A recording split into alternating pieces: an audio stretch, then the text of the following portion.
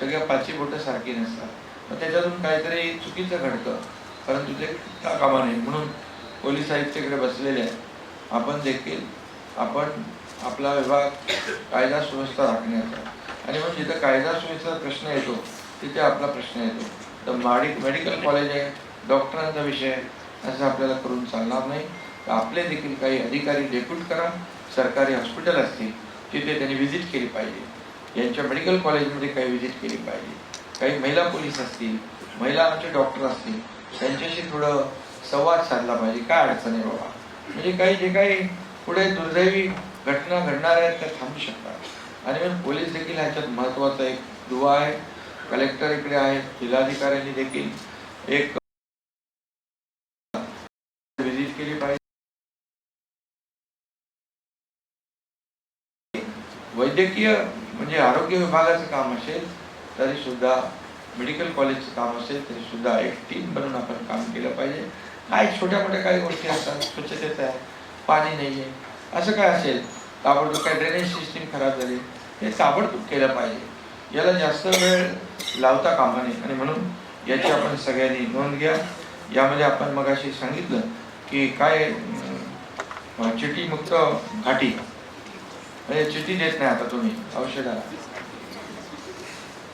मला फार आनंद नाही, खूप समाधान आहे, कारण मी आपल्याला सांगतो, मी केवळ अभिनंदन करतो. बघा, रुग्ण येतात, काही लोकांकडे औषध घेण्याला देखील पैसे नसतात. मी केएमची सरप्राईज व्हिजिट केली, त्याच्यामध्ये मला चांगलं आपलं ICU दाखवलं, चांगले वॉर्ड दाखवले, सगळं दाखवलं.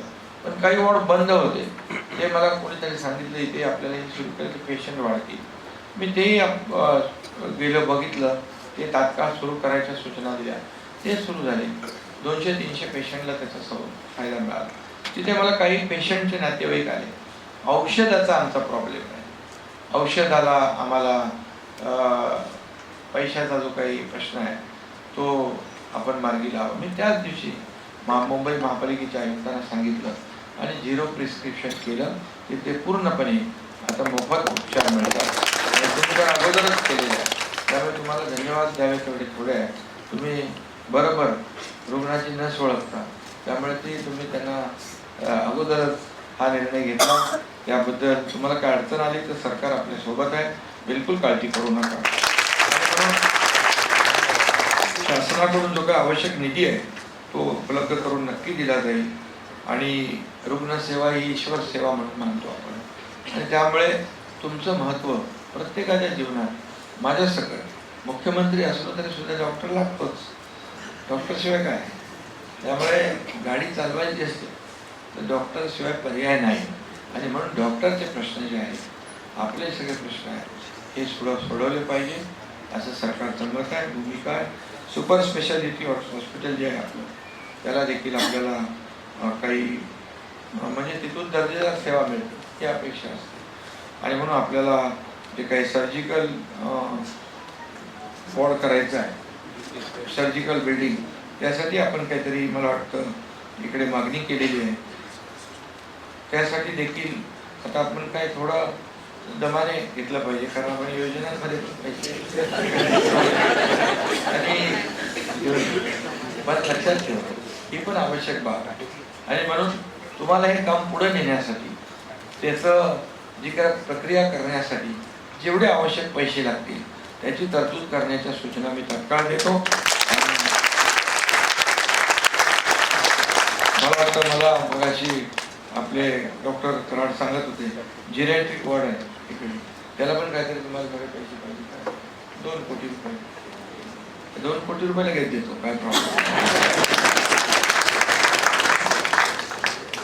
तर मला वाटतं या सर्व याचा लाभ आपल्याला मिळाला पाहिजे. मुख्यमंत्री सहायता निधीमधून मी आपल्याला सांगतो की कुठल्याही हॉस्पिटलमध्ये ॲडमिट असेल, माझ्याकडे मुख्यमंत्री सहायता निधीचं पत्र आल्यानंतर 1 मिनिट पण मी लावत नाही, ताबडतोब सही करतो. आणि मग 2 वर्षामध्ये जवळपास 350 कोटी रुपये आपण रुग्णांना उपचारासाठी, खूप लोकांना फायदा झाला. शेवटी सरकार आपलं जे आहे सर्वसामान्य लोकांना न्याय देण्यासाठी आहे. आणि म्हणून या योजनेचा देखील लाभ लोकांना मिळाला पाहिजे. आपण महात्मा ज्योतिबा फुले ही योजना 1.5 लाखाची होती.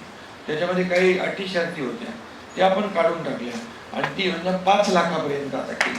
5 लाख रुपये केले आणि अगदी गरिबापासून श्रीमंतापर्यंत 12.5 कोटी जेवढे आपली जनता नागरिक आहे या सगळ्यांना त्या योजनेत कव्हर केले. अशी ऐतिहासिक योजना आपण सुरू केली. त्याचा देखील रुग्णांना आपल्याकडून माहिती गेली तर त्याचा लाभ रुग्णांना मिळू शकतो आणि म्हणून त्याचाही देखील आपण मोठ्या प्रमाणावर रुग्णांपर्यंत या योजना कशा पोचतील याची आपण प्रयत्न केला पाहिजे. त्याचबरोबर आपल्या कॉलेजमध्ये टीचिंग स्टाफला जे काही दर्जेदार आपण एज्युकेशन पाहिजे ते दिलं पाहिजे. त्याला लेटेस्ट नॉलेज असलं पाहिजे. नवीन नवीन आपण काय करतोय, नवीन नवीन तुमच्या विभागामध्ये प्रत्येक क्षेत्रामध्ये नवीन नवीन येत आहे.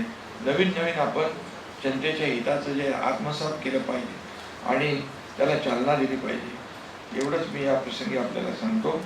आणि तुमच्या मेडिकल कॉलेजमध्ये गुणवत्तेवर मेरिटवर आपण प्रवेश देता आणि त्यामुळे त्याचं मेरिट आहे आणि म्हणून मेरिटप्रमाणे प्रवेश देता तर मेरिटप्रमाणेच मेरिटसारख्या सुविधा देखील त्यांना मिळाल्या पाहिजे हे देखील आपण पाहिलं पाहिजे आणि आपल्याकडून देखील दर्जेदार शिक्षण मिळालं पाहिजे अशी आपली भावना आहे आणि नक्कीच याचा फायदा रुग्णसेवेवर होईल.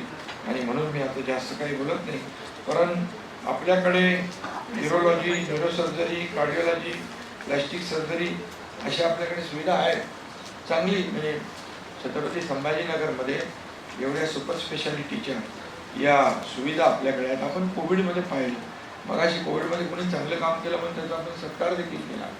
कोविड आपण अनुभवलाय आणि कोविडमध्ये आपल्या ज्या काही सोयी सुविधा, आरोग्य सुविधा आहे, किती आपल्याला आणखी पुढे गेलं पाहिजे याचा प्रत्यय आलेला आहे. आणि म्हणून जास्तीत जास्त आरोग्य सेवा आणि हॉस्पिटल्स आपल्याकडे सुरू झाली पाहिजे. केंद्र सरकार देखील आयुष्यमान भारतच्या माध्यमातून सुविधा आपल्याला आदरणीय प्रधानमंत्री मोदीजींनी 5 लाखाच्या योजना आयुष्मान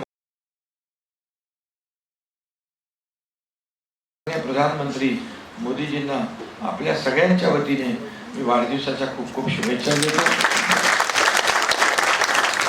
कारण एक आपण पाहिलं तर अगदी शेतकऱ्यापासून, कामगारापासून, कष्टकरी, शेतकरी, युवा, महिला, गरीब या सगळ्यांचा विचार त्यांनी केला आहे. आणि म्हणून गेल्या 10 वर्षामध्ये या राज्यासाठी देशासाठी त्यांनी खूप काम केले. देशाचं नाव आपल्या जगभरामध्ये आज आदराने घेतलं जातं. आपल्या देशाची अर्थव्यवस्था अर्थव्यवस्था आपली मजबूत असेल तर बाकी सगळं करू शकतो.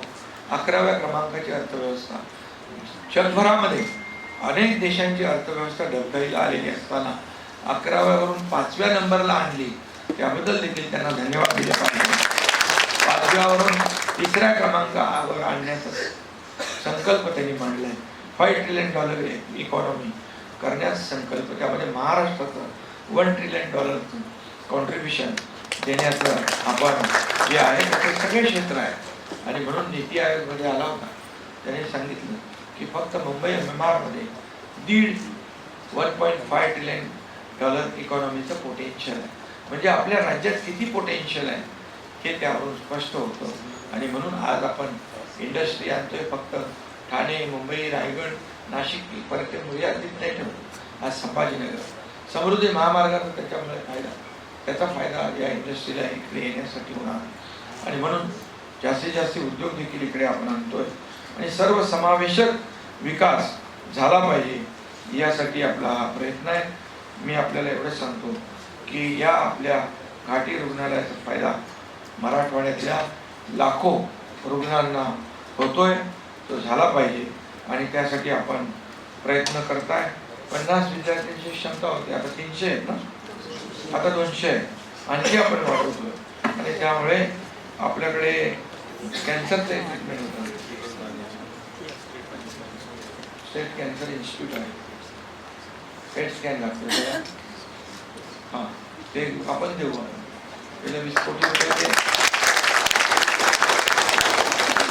छोट्या छोट्या गोष्टी काय short term, mid term, long term करू. एकदम आपण पकडायला जाल तर ते सुटेल. म्हणून आपल्याला एकच सांगतो, आरोग्य सेवा ही महत्त्वाची आहे. आणि मग आरोग्यामध्ये आपण आज महिला सुरक्षित तर कुटुंब सुरक्षित ही योजना आपण राबवू. आणि आपल्या आरोग्य विभागाच्या 4 कोटी मध्ये खूप जे आहे. आज आपण जर पाहिलं तर आपल्याकडे सर्व आहे. आणि आपण डॉक्टर म्हणून जे काही काम करताय त्यामध्ये मी आरोग्य सेवा, मी जेव्हा आरोग्य मंत्री होतो त्यावेळेस अति दुर्गम भागामध्ये आपल्या दुर्गम भागात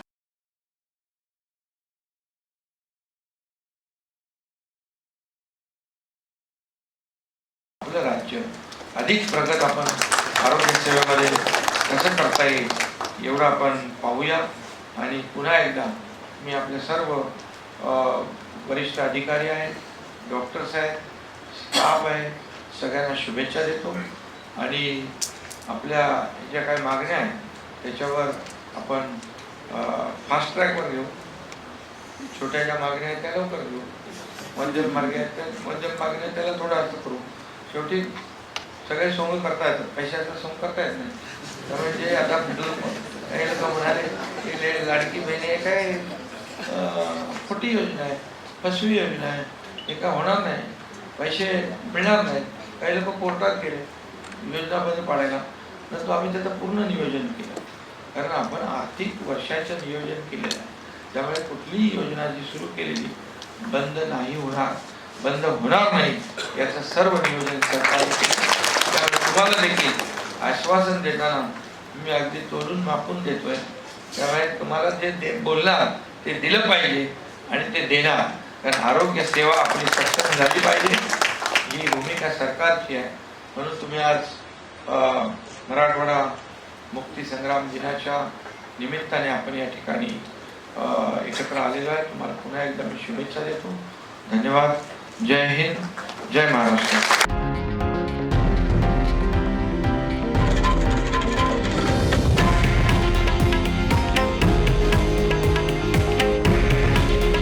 हे आहे देशातील नंबर 1 न्यूज नेटवर्क आणि आपण पाहत आहात TV9 मराठी. काळजी तुमची, हित महाराष्ट्राचं.